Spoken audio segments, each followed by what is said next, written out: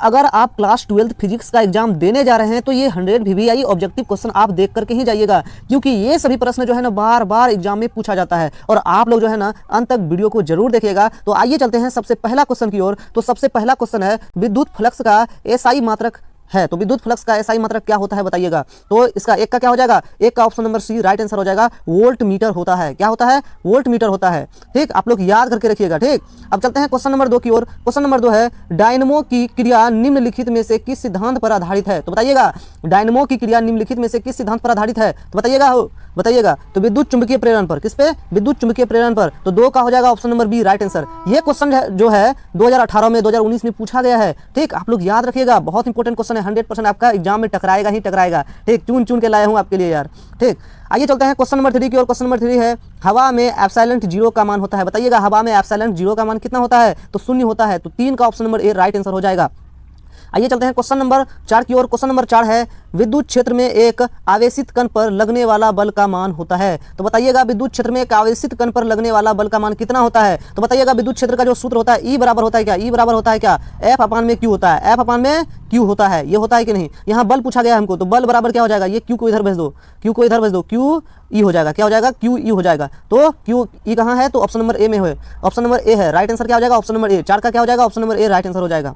आइए चलते हैं क्वेश्चन नंबर 5 की ओर। क्वेश्चन नंबर 5 है बताइए संबंध क्यू बराबर एन ई में निम्नलिखित में एन का मान संभव नहीं है। एन का मान जो है पॉइंट में यानी कि दशमलव में नहीं होना चाहिए। ठीक, यानी कि क्वांटम सिद्धांत क्या कहता है, क्यू बराबर एन ही होना चाहिए, पूर्ण संख्या में होना चाहिए नंबर, लेकिन दशमलव रूप में नहीं होगा। ठीक, 5 का क्या हो जाएगा, 5 का option number C right answer हो जाएगा। ठीक, आइए चलते हैं क्वेश्चन नंबर 6 की ओर। क्वेश्चन नंबर 6 है आवेश का पृष्ठ घनत्व बराबर होता है। बताइए पृष्ठ घनत्व बराबर क्या होता है, बताइएगा आप लोग। तो घनत्व यानी कि हमको सिग्मा पूछा है, सिग्मा बराबर क्या होता है, क्यू अपान में क्या होता है बताइएगा, क्यू अपान में ए होता है, क्यू अपान में ए होता है। क्यू का मतलब क्या हो गया, क्यू का मतलब हो गया आवेश, ए का मतलब क्या हो गया क्षेत्रफल। तो कुल आवेश गुना क्षेत्रफल, कुल आवेश गुना क्षेत्रफल होगा। ठीक, तो 6 का हो जाएगा, 6 का क्या हो जाएगा, 6 का ए हो जाएगा। ठीक, 6 का ए हो जाएगा राइट आंसर।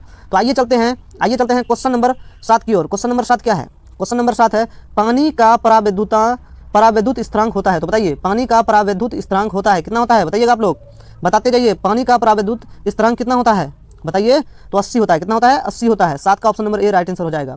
आइए चलते हैं क्वेश्चन नंबर 9 की ओर। क्वेश्चन नंबर 9 है निम्नलिखित में कौन संबंध सही है। तो बताइए निम्नलिखित में से कौन सा संबंध इसमें सही है। तो ई बराबर क्या होता है, ई बराबर होता है एफ अपान में क्यू होता है। क्या होता है, एफ अपान में क्यू होता है। ये है, तो हाँ ऑप्शन नंबर ए में है ई बराबर एफ अपान क्यू, ये संबंध सही है, लेकिन ये सारा संबंध गलत है। ठीक, तो इसका 9 का ऑप्शन नंबर क्या हो जाएगा, 9 का option number A right answer हो जाएगा। तो आइए चलते हैं क्वेश्चन नंबर 10 की ओर। क्वेश्चन नंबर 10 है, क्वेश्चन नंबर 10 क्या है, क्वेश्चन नंबर 10 है आवेश का बीमा होता है। तो आवेश का बीमा क्या होता है बताइए, आवेश का बीमा एटी होता है। क्या होता है, एटी होता है। अब आप लोग बताइए कि आवेश का मात्रक क्या होता है, आवेश का मात्रक क्या क्या होता है बताइए। आवेश को क्यू से प्रदर्शित करते हैं, किससे करते हैं, क्यू से प्रदर्शित करते हैं। आवेश का मात्रक कूलाम होता है, कूलाम होता है। और एक मात्रक और होता है आवेश का, क्या होता है बताइएगा आप लोग। तो आवेश क्यू बराबर क्या होता है, क्यू बराबर होता है आई टी। क्या होता है, आई टी। आई को हम एम्पियर, आई का मात्रक यानी कि आई को एम्पियर कहते हैं, टी मतलब टाइम, टाइम को सेकंड कहते हैं। तो कूलाम क्या हो जाएगा, आवेश का जो मात्रक हो जाएगा एम्पियर सेकंड हो जाएगा, एम्पियर सेकंड हो जाएगा। ये भी आपको याद रखना है, क्यू बराबर आई टी, एम्पियर सेकंड आवेश का मात्रक होता है और कूलाम भी आवेश का मात्रक होता है। 10 क्वेश्चन नंबर 10 में पूछा गया है आवेश का बीमा जो होता है वो 80 होता है। ठीक, 10 का option number A right answer हो जाएगा। तो आइए चलते हैं क्वेश्चन नंबर 11 की ओर। क्वेश्चन नंबर 11 है किसी बिंदु पर विद्युत क्षेत्र की तीव्रता होती है। तो बताइए किसी बिंदु पर विद्युत क्षेत्र की तीव्रता क्या होती है। तो ई बराबर में अगर हमको फॉर्मूला याद है तो तुरते हलवा जैसा बन जाएगा। तो ई बराबर एफ अपान में क्यू हो जाता है। क्या होता है, ई बराबर एफ अपान क्यू हो जाता है। ठीक, तो कहाँ है ई बराबर एफ अपान क्यू, तो ऑप्शन नंबर बी में है। 11 का option number B right answer हो जाएगा। एकदम बच्चा वाला सवाल है। आइए चलते हैं क्वेश्चन नंबर 12 की ओर। क्वेश्चन नंबर 12 है जब किसी वस्तु को आवेशित किया जाता है तो उसका द्रव्यमान क्या होता है बताइए। कोई भी वस्तु है उसको आवेशित कर देंगे तो उसका द्रव्यमान क्या हो सकता है, बढ़ भी सकता है, घट भी सकता है। तो 12 का option number D right answer हो जाएगा। तो आइए चलते हैं क्वेश्चन नंबर 13 की ओर। क्वेश्चन नंबर 13 है आवेश का पृष्ठ घनत्व होता है। तो बताइए पृष्ठ घनत्व मतलब या सिग्मा पूछा है, तो सिग्मा बराबर होता है क्यू अपान में ए। क्या होता है, क्यू अपान में ए होता है। तो सिग्मा बराबर क्यू अपान में ए कहाँ है, ऑप्शन नंबर ए में है। तो 13 का option number A right answer हो जाएगा। तो आइए चलते हैं क्वेश्चन नंबर 14 की ओर। क्वेश्चन नंबर 14 है कूलाम बल है। ये सभी क्वेश्चन पूछा गया है, देखो 2009 में पूछा गया। कूलाम बल क्या है, एक केंद्रीय बल है और विद्युत बल है। ठीक, तो ए और बी दोनों सही हो जाएगा, यानी कि option number C right answer हो जाएगा। 14 का ऑप्शन नंबर सी राइट हो जाएगा। ठीक, आइए चलते हैं क्वेश्चन नंबर 15 की ओर। क्वेश्चन नंबर 15 है एक एकांकी चालक के लिए निम्न में से कौन सा अनुपात अचर होता है। तो बताइए कौन सा अनुपात अचर होता है बताइएगा आप लोग। तो कुल आवेश बटा विभव, कुल आवेश बटा विभव। देखो सी बराबर क्या होता है, क्यू अपान में भी होता है, क्यू अपान में भी होता है। सी मतलब क्यू मतलब आवेश, भी मतलब विभव। ठीक, तो क्या होता है एक एकांकी चालक के लिए निम्न में से कौन अनुपात अचर होता है बताइए, कुल आवेश बटा विभव। ठीक, आपको याद रखना है। ठीक, 15 का हो जाएगा ए राइट आंसर। तो आइए चलते हैं क्वेश्चन नंबर 16 की ओर। क्वेश्चन नंबर 16 है, एक आवेशित चालक की सतह के किसी बिंदु पर विद्युतीय क्षेत्र की तीव्रता होती है। बताइए विद्युतीय क्षेत्र की तीव्रता क्या होती है? सतह के लंबवत होती है। तो 16 का option number B right answer हो जाएगा। तो आइए चलते हैं क्वेश्चन नंबर 17 की ओर। क्वेश्चन नंबर 17 है, विद्युत क्षेत्र ई और विभव v के बीच संबंध क्या होता है? तो ई बराबर क्या होता है? ई बराबर होता है माइनस डी वी बट्टा में होता है डी एक्स। क्या होता है? D x. तो ये आपको याद रखना है, बार बार क्वेश्चन में पूछा जाता है, बार बार आता है ये प्रश्न, ठीक, आपको याद ही रखना है। तो विद्युत क्षेत्र ई और विभव v के बीच संबंध क्या होता है? तो ई बराबर माइनस डी वी बटा डी एक्स होता है, ठीक, ये आपको याद रखना है। Option number A right answer हो जाएगा 17 का। तो आइए चलते हैं क्वेश्चन नंबर 18 की ओर। क्वेश्चन नंबर 18 है, वैद्युत द्विध्रुव आघूर्ण का एसआई मात्रक क्या होता है? बताइए वैद्युत द्विध्रुव आघूर्ण का एसआई यूनिट क्या होता है? तो बताइएगा आप लोग, कितना होता है बताइए? कूलाम गुना मीटर होता है। बताइएगा ऑप्शन नंबर ए में है कूलाम गुना मीटर, ऑप्शन नंबर बी में क्या है? कूलाम होता है, या ऑप्शन नंबर सी में है कूलाम मीटर स्क्वायर होता है, या कूलाम 2 गुना मीटर होता है। बताइएगा, तो इसका हो जाएगा ऑप्शन नंबर ए हो जाएगा, कूलाम मीटर होता है। क्या होता है? कूलाम मीटर होता है। आप लोग याद रखिएगा, ठीक, ये सभी प्रश्न आप याद रखिएगा। तो चलिए आप लोग से एक प्रश्न है कि विद्युत द्विध्रुव आघूर्ण का सूत्र यानी कि फार्मूला क्या होता है? तो फार्मूला इसका बताइए और हम ही बता देते हैं। देखिए, तो P बराबर में क्या होता है? P बराबर में होता है क्या? Q अपान में Q गुना 12 होता है। क्या होता है? Q गुना 12 होता है, Q इंटू 12। तो ये होता है विद्युत द्विध्रुव आघूर्ण का सूत्र होता है, P बराबर में Q गुना 12 होता है, ठीक, आप लोग याद रखिएगा, ठीक। आइए चलते हैं क्वेश्चन नंबर 19 की ओर। क्वेश्चन नंबर 19 क्या है? एक स्थिर आवेश उत्पन्न करता है। तो स्थिर आवेश क्या उत्पन्न करता है? केवल वैद्युत क्षेत्र उत्पन्न करता है। क्या करता है? वैद्युत क्षेत्र उत्पन्न करता है, ठीक, याद रखिएगा आप लोग, ठीक। चुंबकीय क्षेत्र गतिमान आवेश उत्पन्न करता है, याद रखिएगा ये भी। तो 19 का option number A right answer हो जाएगा। तो आइए चलते हैं क्वेश्चन नंबर 20 की ओर। क्वेश्चन नंबर 20 है, एक वैद्युत द्विध्रुव एक पृष्ठ से घेरा हुआ है, तो पृष्ठ पर कुल विद्युत फ्लक्स होगा। तो बताइए पृष्ठ पर कुल विद्युत फ्लक्स क्या होगा? पृष्ठ घेरा हुआ है, कैसा है? पृष्ठ घेरा हुआ है, तो बताइए विद्युत फ्लक्स क्या होगा? तो 0 हो जाएगा। तो 20 का option number B right answer हो जाएगा।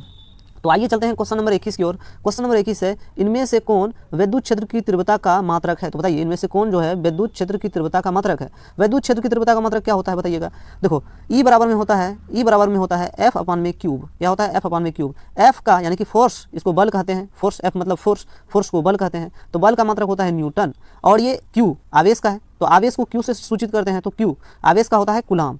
तो न्यूटन प्रति कूलाम कहाँ है? तो न्यूटन प्रति कूलाम ऑप्शन नंबर डी में है। तो राइट आंसर हो जाएगा 21 का डी ऑप्शन। तो आइए चलते हैं क्वेश्चन नंबर 22 की ओर। क्वेश्चन नंबर 22 है, किसी संधारित्र की धारिता का मात्रक होता है। तो संधारित्र की धारिता का मात्रक क्या होता है? फैराडे होता है। Option number C right answer हो जाएगा। किसका हो जाएगा? 22 का। तो सी बराबर में क्या होता है? सी बराबर में होता है भी अपान में क्यूब। क्या होता है? भी अपान में क्यूब होता है, ये भी वोल्ट प्रति कूलाम, ये भी संधारित्र की धारिता का मात्रक होता है, याद रखिएगा। आइए चलते हैं क्वेश्चन नंबर 23 की ओर। क्वेश्चन नंबर 23 है, निम्नलिखित में कौन सदिश राशि है? तो सदिश राशि इनमें से कौन है बताइएगा? सदिश राशि कौन है इनमें से? तो विभव, विद्युत विभव अदिश राशि है। कैसी राशि है? अदिश राशि है। अदिश राशि कौन है? विद्युत विभव क्या है? अदिश राशि है, ठीक।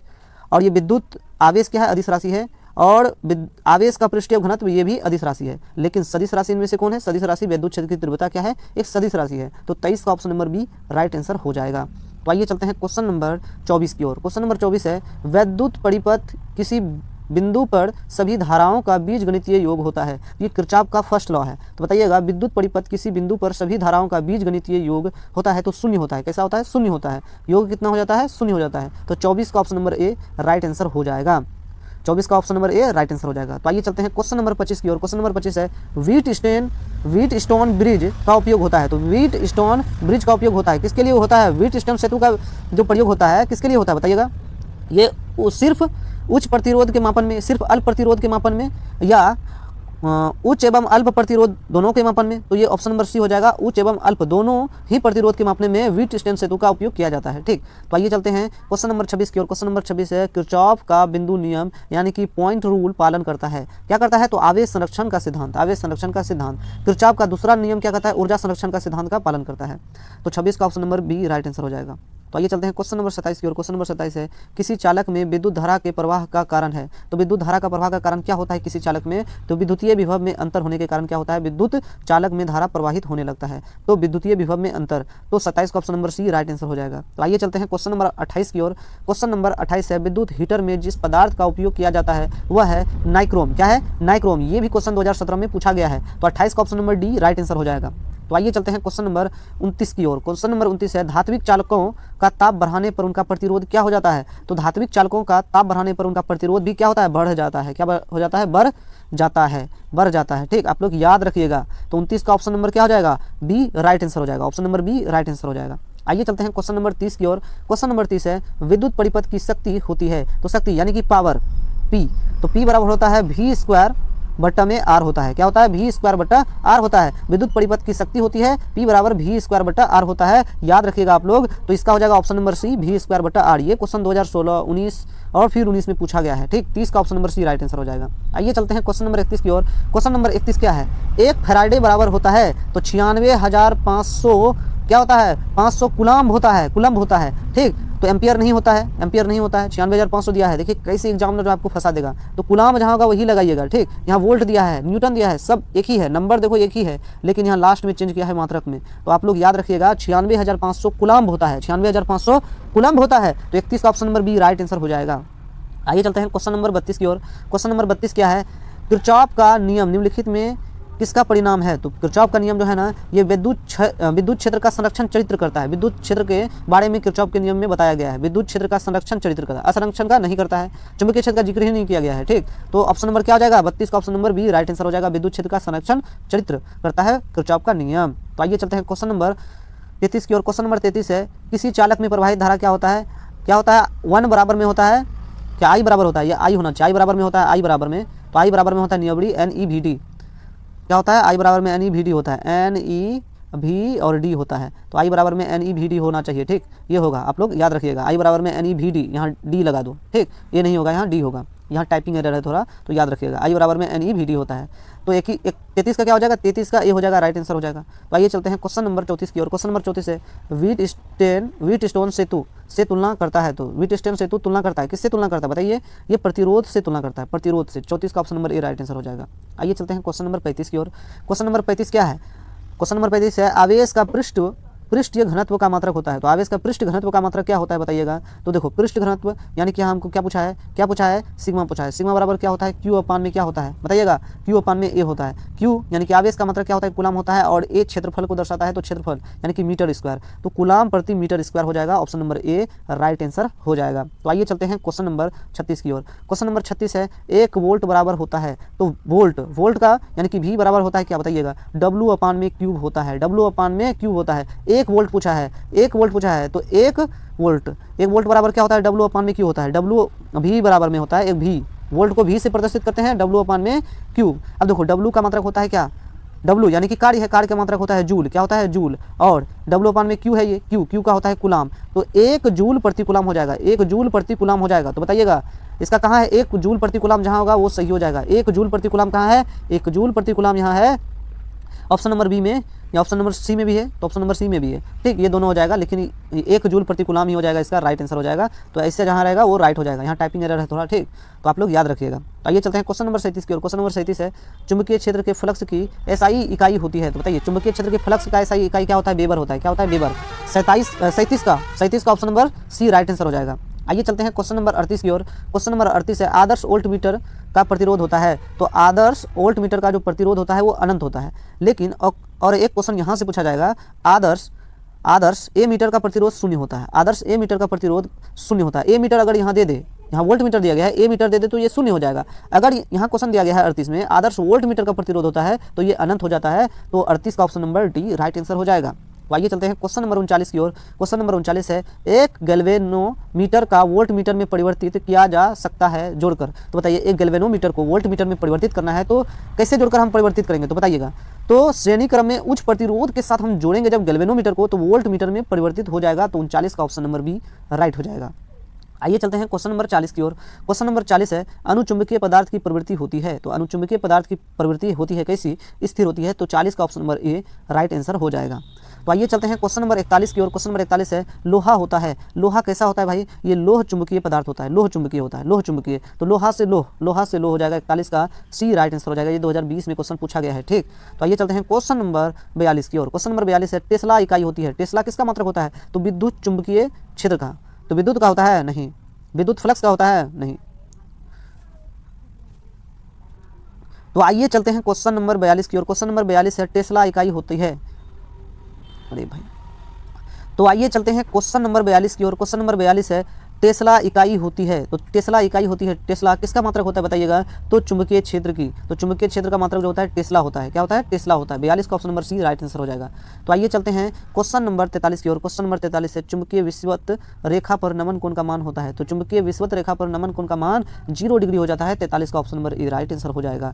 तो आइए चलते हैं क्वेश्चन नंबर 44 की ओर। तो क्वेश्चन नंबर 44 है, पृथ्वी के चुंबकीय ध्रुवों पर नति कोण होता है। तो बताइए नति कोण कितना होता है, तो 90 डिग्री होता है। तो 44 का option number D right answer हो जाएगा। तो आइए चलते हैं क्वेश्चन नंबर 45 की ओर। क्वेश्चन नंबर 45 है, चुंबकीय यामोत्तर और भौगोलिक यामोत्तर के बीच के कोण को कहते हैं। तो क्या कहते हैं, दिक्पात का कोण कहते हैं। 45 का option number B right answer हो जाएगा। आइए चलते हैं क्वेश्चन नंबर 46 की ओर। तो क्वेश्चन नंबर 46 है, क्यूरी ताप के ऊपर लोह चुंबकीय पदार्थ हो जाते हैं तो अनुचुंबकीय पदार्थ हो जाते हैं। लोह चुंबकीय पदार्थ क्यूरी ताप के ऊपर जो है ना अनुचुंबकीय पदार्थ में बदल जाते हैं। तो 46 का option number A right answer हो जाएगा।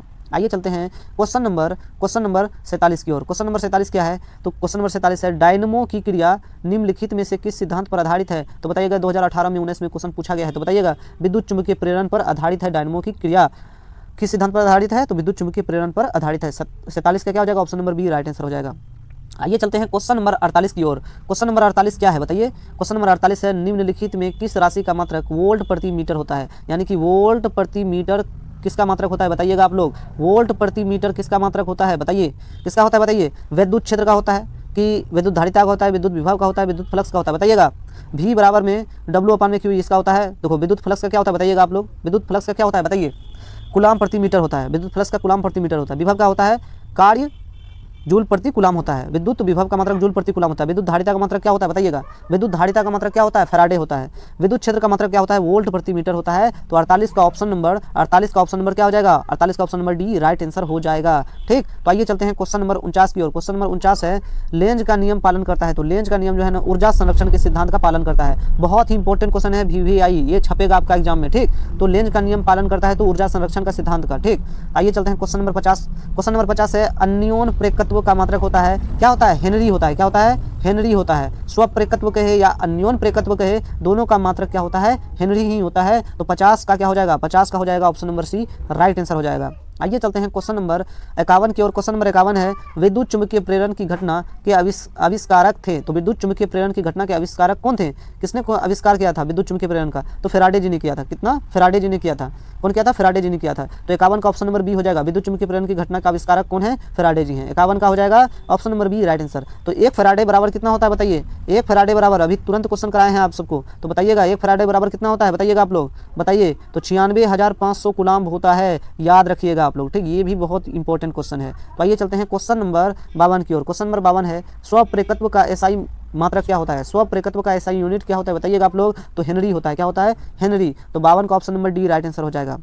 तो आइए चलते हैं क्वेश्चन नंबर 53 की ओर। क्वेश्चन नंबर 53 है, ट्रांसफार्मर में विद्युत ऊर्जा का उष्मा का रूपांतरण को कहा जाता है। तो बताइए ट्रांसफार्मर में विद्युत ऊर्जा का उष्मा में रूपांतरित को क्या कहा जाता है बताइए, उष्मा में विद्युत ऊर्जा उष्मा में बदल गया ट्रांसफार्मर में, तो क्या कहा जाता है उसको, लोह क्षय कहा जाता है। क्या कहा जाता है, लोह क्षय। 53 का option number B right answer हो जाएगा।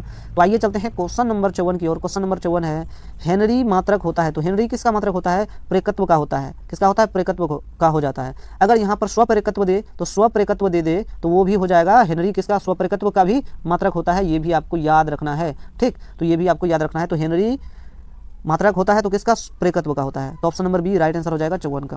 आइए चलते हैं क्वेश्चन नंबर 55 की ओर। क्वेश्चन नंबर 55 है, ऊंचाई ट्रांसफार्मर से प्राप्त होता है। तो ऊंचाई ट्रांसफार्मर से क्या प्राप्त होता है, उच्च विभव और निम्न धारा। उच्च विभव और निम्न धारा क्या होता है, प्राप्त होता है। ठीक, तो 55 का option number A right answer हो जाएगा। ठीक, आइए चलते हैं क्वेश्चन नंबर 56 की ओर। क्वेश्चन नंबर 56 है, गामा किरणें की तरह होती है। ये वाई नहीं समझना आप लोग, गामा समझिए। क्या, गामा समझिए आप लोग। ठीक, गामा ये क्या है, गामा है। ये टाइपिंग में एरर हो गया है। गामा किरण की तरह होती है। तो गामा किरण किसकी तरह होती है बताइए, गामा किरण जो एक्स किरण की तरह होती है, एक्स किरण की तरह होती है। तो option number D right answer हो जाएगा 56 का। तो आइए चलते हैं क्वेश्चन नंबर 57 की ओर। क्वेश्चन नंबर 57 है, क्या है, विद्युत चुंबकीय तरंग की प्रकृति होती है। तो बताइए अनुप्रस्थ प्रकृति की होती है विद्युत चुंबकीय तरंग। तो 57 का हो जाएगा option number A right answer. ये क्वेश्चन वेरी इंपॉर्टेंट है, आप लोग याद रखिएगा। ये 19 में और 20 में क्वेश्चन पूछा गया है। तो आइए चलते हैं क्वेश्चन नंबर 58 की ओर। क्वेश्चन नंबर 58 है, मृग मरीचिका का कारण है। तो मृग मरीचिका का कारण क्या है, अपवर्तन और पूर्ण आंतरिक परावर्तन। पूर्ण आंतरिक परावर्तन। 58 का option number A right answer हो जाएगा। आइए चलते हैं क्वेश्चन नंबर 59 की ओर। क्वेश्चन नंबर 59 की ओर। तो क्वेश्चन नंबर 59 है, निम्नलिखित में किसका अपवर्तनांक सबसे अधिक होता है? बताइए किसका अपवर्तनांक सबसे अधिक होता है? तो हीरा का होता है। हीरा का अपवर्तनांक कितना होता है? 2.42। तो कितना होता है? 2.42 होता है। याद रखिएगा, ये बहुत इंपॉर्टेंट क्वेश्चन है। ठीक, तो आइए चलते हैं क्वेश्चन नंबर 60 की ओर। क्वेश्चन नंबर 60 है, हीरा का अपवर्तनांक करीब होता है, कितना होता है? 2.42। जैसे बोले वैसे ही क्वेश्चन आ गया। तो कहाँ है 2.42? तो ऑप्शन नंबर सी में है, हीरा का अपवर्तनांक 2.42 होता है। तो आइए चलते हैं क्वेश्चन नंबर 61 की ओर। क्वेश्चन नंबर 61 है, प्रकाश का वेग महत्तम होता है। तो प्रकाश का वेग कहाँ महत्तम होता है? तो निर्वात में होता है। कहाँ होता है? निर्वात में प्रकाश का वेग सबसे अधिक होता है। तो 61 का option number D right answer हो जाएगा। तो आप लोग डी लगाइए, डी राइट आंसर हो जाएगा। तो आइए चलते हैं क्वेश्चन नंबर 62 है। क्वेश्चन नंबर 62 क्या है? जब प्रकाश एक माध्यम से दूसरे माध्यम में प्रवेश करता है तो एक राशि परिवर्तित नहीं होता है। मतलब बोल रहा है, जब प्रकाश की किरण एक माध्यम से दूसरे माध्यम में प्रवेश करता है तो कौन सा ऐसा चीज़ है जो कभी परिवर्तित नहीं होता है? तो आवृत्ति उनका परिवर्तित नहीं होता है, यानी कि 62 का option number B right answer हो जाएगा। आवृत्ति परिवर्तित नहीं होता है। तो आइए चलते हैं क्वेश्चन नंबर 63 की ओर। क्वेश्चन नंबर 63 है, लेंस की क्षमता का मात्रक होता है। तो लेंस की जो क्षमता का मात्रक होता है वो डायोप्टर होता है। क्या होता है? डायोप्टर होता है। Option number B right answer हो जाएगा। तो आइए चलते हैं क्वेश्चन नंबर 64 की ओर। क्वेश्चन नंबर 64 है, निकट दृष्टि दोष निवारण के लिए प्रयुक्त किया जाता है। तो अवतल लेंस का, तो अवतल लेंस का, यहाँ पूछेगा अवतल दर्पण का, नहीं दर्पण नहीं लगाना है, लेंस लगाना है आप लोग को। ठीक, तो लेंस लगाना है। निकट दृष्टि दोष का निवारण के लिए हम अवतल लेंस का प्रयोग करते हैं और दूर दृष्टि दोष के निवारण के लिए हम उत्तल लेंस का प्रयोग करते हैं। ठीक, तो 64 का हो जाएगा option number C right answer हो जाएगा। तो आइए चलते हैं क्वेश्चन नंबर 65 की ओर। क्वेश्चन नंबर 65 है, एक दीर्घ दृष्टि दोष वाले व्यक्ति को आवश्यक होगी। दीर्घ दृष्टि दोष यानी कि दूर दृष्टि दोष वाले के लिए कौन सा लेंस उपयुक्त होगा? बताइएगा आप लोग। 65 का क्या हो जाएगा?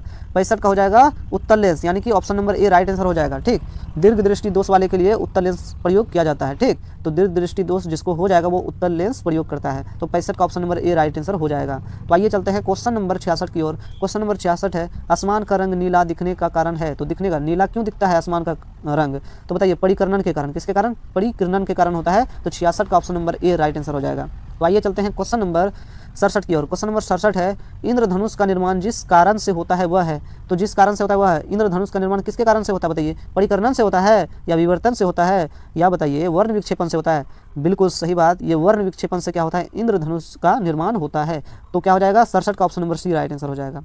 तो आइए चलते हैं क्वेश्चन नंबर 68 की ओर। क्वेश्चन नंबर 68 है, पतले प्रिज्म द्वारा न्यूनतम विचलन का कोण होता है। तो बताइए, पतले प्रिज्म द्वारा न्यूनतम विचलन का कोण होता है μ1 और ए। क्या होता है? μ-1 ए हो जाएगा ब्रैकेट में। ठीक, तो 68 का हो जाएगा option number C right answer हो जाएगा।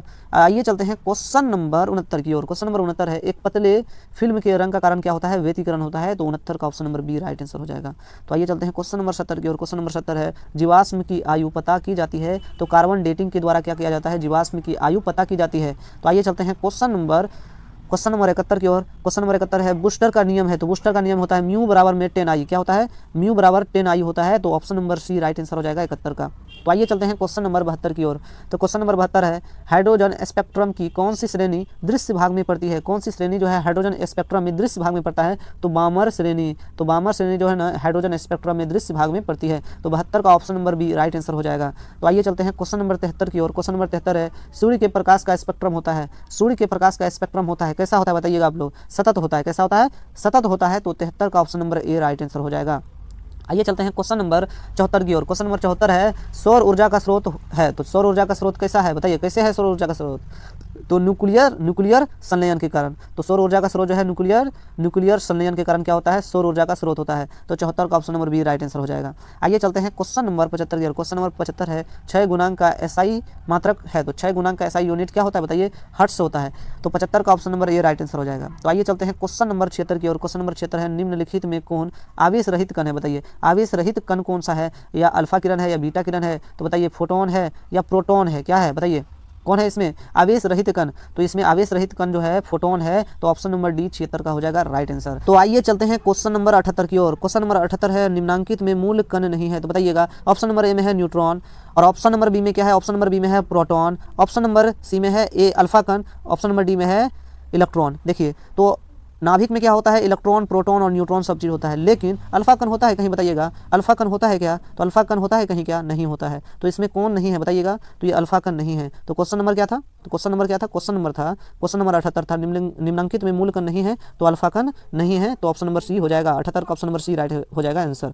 आइए चलते हैं क्वेश्चन नंबर 79 की ओर। क्वेश्चन नंबर 79 है, नाभिकीय अभिक्रिया में संरक्षित रहता है। नाभिकीय अभिक्रिया में क्या संरक्षित रहता है बताइएगा। तो कुल आवेश या रेखीय आवेश, रेखीय संवेग या कोणीय संवेग। तो इनमें से सभी क्या होता है, इनमें से सभी नाभिकीय अभिक्रिया में संरक्षित रहता है। इनमें से सभी कुल आवेश होता है, रेखीय संवेग होता है, कोणीय संवेग होता है, ये सभी क्या है नाभिकीय अभिक्रिया में संरक्षित रहता है। तो आइए चलते हैं क्वेश्चन नंबर 80 की ओर। क्वेश्चन नंबर 80 है, और गेट के लिए बुलियन व्यंजक है। तो और गेट के लिए क्या होता है, a प्लस बी वाई बराबर वाई। देखो y बराबर में a प्लस बी जो होता है ना, ये और गेट के लिए होता है। हम सबके लिए बता देते हैं। नॉट गेट के लिए क्या होता है, नॉट गेट के लिए बताइएगा, नॉट गेट के लिए क्या होता है। तो y बराबर में क्या होता है, y बराबर में क्या होता है, a हो जाता है। ठीक, और बताइए और गेट, एंड गेट के बारे में क्या होता है, एंड गेट के बारे में बताइए, एंड गेट के बारे में बताइए, एंड गेट के बारे में क्या होता है, एंड गेट का बताइए, आप लोग बताइएगा एंड गेट का क्या होता है। ठीक, आप लोग बताइएगा एंड गेट का क्या होता है, एंड गेट का होता है a इंटू बी बराबर में होता है y। ठीक, अब यहाँ से पूछ रहे नॉर गेट का क्या होता है बताइए, नॉर गेट का क्या होता है। और गेट का आपको पता है, और गेट का पता है, तो नॉर गेट का क्या होता है, और गेट का क्या है, और गेट का होता है a प्लस बी बराबर वाई। तो और गेट में जैसे और गेट है ना, उसमें नॉर गेट n लगा दिया तो नॉर गेट बन गया। तो a प्लस बी इसमें भी होगा, a प्लस बी, लेकिन ऊपर में 12 आ जाता है, बराबर में हो जाएगा y। ये हो जाएगा नॉर गेट के लिए। अब देखो नॉट गेट के लिए क्या होता है, नॉट गेट के लिए आप पता होगा, तो नॉट गेट के लिए क्या होता है a और बराबर में y हो जाता है। तो ये इससे हो जाएगा, बस बार हो जाएगा इसमें। ठीक, तो ये आपको याद रखना है। आइए चलते हैं क्वेश्चन नंबर 81 की ओर। क्वेश्चन नंबर 81 है, डायोड का उपयोग करते हैं तो किसके लिए, तो दृष्टिकारी की भांति। तो डायोड का जो उपयोग होता है एक है दृष्टिकारी की भांति। तो 81 का option number C right answer हो जाएगा। तो आइए चलते हैं क्वेश्चन नंबर 82 की ओर। क्वेश्चन नंबर 82 है, लघु तरंगों का प्रास है। तो लघु तरंगों का प्रास है 30 मेगाहर्ट्ज से 300 मेगाहर्ट्ज तक। तो 330 मेगाहर्ट्ज से 300 मेगाहर्ट्ज तक। ठीक, आपको याद रखना है। तो ऑप्शन नंबर ए हो जाएगा 82 का राइट आंसर। तो आइए चलते हैं क्वेश्चन नंबर 83 की ओर। क्वेश्चन नंबर 83 है, टीवी क्या बोला है, क्वेश्चन नंबर 83 क्या है, टीवी प्रसारण के लिए जिस आवृत्ति का प्रास का उपयोग होता है वह है 30 मेगाहर्ट्ज से लेकर के 300 मेगाहर्ट्ज तक। 30 मेगाहर्ट्ज से लेकर के 300 मेगाहर्ट्ज तक ये क्वेश्चन भी आई है, आप लोग याद जरूर करके जाइएगा। ठीक, तो आइए चलते हैं क्वेश्चन नंबर 84 की ओर। क्वेश्चन नंबर 84 है, आकाश तरंग यानी कि स्काई वेव का संचार आधारित है। तो आकाश तरंग स्काई वेव का संचार आधारित है आयन मंडल द्वारा परावर्तन पर। तो ऑप्शन नंबर ए 84 का राइट आंसर हो जाएगा। आइए चलते हैं क्वेश्चन नंबर 85 की ओर। क्वेश्चन नंबर 85 है, आवेश की एसआई मात्रक क्या होता है, गुलाम होता है। बताए हैं आपको, गुलाम होता है, तो गुलाम हो जाएगा, ऑप्शन नंबर सी हो जाएगा 85 का। और आवेश का बीमा 80 होता है, आवेश का बीमा 80 होता है, ये भी आपको याद रखना है। ठीक, तो आइए चलते हैं क्वेश्चन नंबर 86 की ओर। क्वेश्चन नंबर 86 है, एक इलेक्ट्रॉन पर आवेश का मान क्या होता है। इलेक्ट्रॉन पर पूछा है तो माइनस में हो जाएगा, प्रोटॉन पे पूछता है तो प्लस हो जाएगा। तो इलेक्ट्रॉन पर ऑप्शन नंबर बी माइनस में 1.6 गुना 10 पर पावर माइनस में 19 गुलाम होता है। तो 86 का option number B right answer हो जाएगा। आइए चलते हैं क्वेश्चन नंबर 87 की ओर। क्वेश्चन नंबर 87 है, समान आवेश एक दूसरे को क्या करते हैं, प्रतिकर्षित करते हैं। तो अगर विपरीत आवेश हो तो वो आकर्षित करते हैं, क्या करते हैं, आकर्षित करते हैं। यहाँ समान आवेश पूछा है तो प्रतिकर्षित करते हैं। 87 का हो जाएगा। 88 का क्या है, विद्युत क्षेत्र की एसआई मात्रक होता है, एसआई इकाई होता है। बताइए विद्युत क्षेत्र का ई बराबर में एफ अपान में क्यों होता है, तो न्यूटन प्रति कूलम हो जाएगा। ठीक, न्यूटन प्रति कूलम हो जाएगा 88 का, option number C right answer हो जाएगा। क्वेश्चन नंबर है 89, विद्युत क्षेत्र एक है। विद्युत क्षेत्र क्या है, विद्युत क्षेत्र एक क्या है बताइए। आइए चलते हैं क्वेश्चन की ओर। एक सदिश राशि है, क्या है, सदिश राशि। विद्युत क्षेत्र क्या है, सदिश राशि है। आइए चलते हैं क्वेश्चन नंबर 90 की ओर। क्वेश्चन नंबर 90 है, विद्युत क्षेत्र रेखाएं निकलती है। तो धन आवेश से विद्युत क्षेत्र रेखाएं निकलती है और ऋण आवेश में विद्युत क्षेत्र रेखाएं अंदर की ओर जाती है। ठीक, बाहर की ओर जाती है, धन आवेश से जाती है, निकलती है। तो option number B right answer हो जाएगा 90 का। तो आइए चलते हैं क्वेश्चन नंबर 91 की ओर। क्वेश्चन नंबर 91 है, कूलाम का नियम संबंधित है। तो विद्युत बल और विद्युत बल से, किससे है, विद्युत बल से है। तो कूलाम का नियम संबंधित है किससे, विद्युत बल से। ऑप्शन नंबर बी 91 का हो जाएगा राइट। तो आइए चलते हैं क्वेश्चन नंबर 92 की ओर। क्वेश्चन नंबर 92 है, विद्युत क्षेत्र रेखाएं एक दूसरे को कभी नहीं काटती है। कभी नहीं काटती है, क्या करती है, कभी एक दूसरे को काटती है, नहीं, कभी नहीं काटती है, कभी नहीं काटती है। ठीक, तो ये हो जाएगा, option number C right answer हो जाएगा, कभी नहीं काटती है, एक दूसरे को कभी नहीं काटती है। तो विद्युत क्षेत्र रेखाएं एक दूसरे को कभी नहीं काटती है। तो 92 का ऑप्शन नंबर सी राइट हो जाएगा। आइए चलते हैं क्वेश्चन नंबर 93 की ओर। क्वेश्चन नंबर 93 है, निर्वात में कूलाम नियतांक का मान होता है, क्या होता है, 9 गुना 10 पावर 9। तो क्या होता है, 9 गुना 10 पावर 9 होता है। तो 93 का हो जाएगा option number D right answer. तो आइए चलते हैं क्वेश्चन नंबर 94 की ओर। क्वेश्चन नंबर 94 है, आवेश संरक्षण का नियम बताता है। क्या बताता है, आवेश ना उत्पन्न होता है ना नष्ट होता है। ठीक, एक रूप से दूसरे रूप में परिवर्तित, यानी कि एक स्थान से दूसरे स्थान तक उसको स्थानांतरित कर सकते हैं हम। आवेश को एक रूप से दूसरे रूप में बदल सकते हैं, लेकिन आवेश तो ना उत्पन्न होता है, नहीं नष्ट होता है। ठीक, तो आवेश के संरक्षण का नियम बताता है। तो 94 का option number C right answer हो जाएगा। आइए चलते हैं क्वेश्चन नंबर 95 की ओर। क्वेश्चन नंबर 95 है, विद्युत क्षेत्र की दिशा होती है। तो विद्युत क्षेत्र की दिशा किसकी ओर होती है बताइए, किसकी ओर होती है, बल की दिशा की ओर क्या होता है, विद्युत क्षेत्र की दिशा होता है। तो आइए ऑप्शन नंबर क्या हो जाएगा, सी राइट आंसर हो जाएगा 95 का। क्वेश्चन नंबर 96 है, बिंदु आवेश के कारण ई बराबर क्या होता है। ई बराबर क्या होता है बताइएगा आप लोग, ई बराबर क्या होता है, 1/r² होता है। तो ये आप लोग याद रखिएगा। तो ऑप्शन नंबर क्या हो जाएगा, डी राइट आंसर हो जाएगा 96 का। क्वेश्चन नंबर 97 है, वैद्युत क्षेत्र शून्य होगा जब बल संतुलित हो जाएगा। जब विद्युत बल संतुलित हो जाता है तो विद्युत क्षेत्र भी शून्य हो जाता है। तो 97 का option number C right answer हो जाएगा।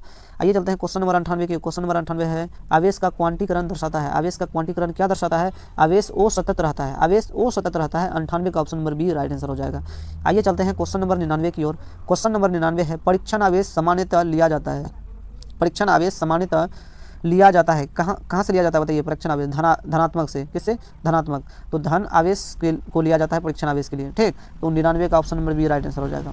आइए चलते हैं क्वेश्चन नंबर 100 की ओर। क्वेश्चन नंबर 100 है, विद्युत विभव का यानी कि विद्युत विभव की एसआई मात्रक क्या होता है, एसआई इकाई है। तो क्या होता है विद्युत विभव का, भी विभव का होता है वोल्ट, और एक दूसरा मात्रक होता है भी बराबर होता है W/Q, यानी कि W यानी कि कार्य का मात्रक होता है, यानी कि कार्य का क्या होता है जूल, और कुलाम, जूल प्रति कुलाम किसका मात्रक होता है, ये विभव का ही होता है। और विभव का दूसरा मात्रक होता है वोल्ट, क्या होता है, वोल्ट होता है। ये भी आपको याद रखना है। तो 100 का ऑप्शन नंबर क्या हो जाएगा, विद्युत विभव का एसआई इकाई है तो वोल्ट है। ऑप्शन नंबर सी राइट हो जाएगा 100 का। तो आप लोग को जो है ना 100 VVI ऑब्जेक्टिव क्वेश्चन हम करा दिए हैं। ये सभी प्रश्न को जो है ना आप एकदम याद करके ही जाइएगा, कैसे भी याद कर लीजिए लेकिन याद करके जाइएगा और बवाल मचेगा। पेपर को फोड़ करके आइएगा। आप लोग जो है ना अंत तक जो वीडियो को देखें इसके लिए हम दिल से हम आपको धन्यवाद देते हैं। थैंक यू सो मच यार, अंत तक हमारे साथ रहने के लिए। Love you all.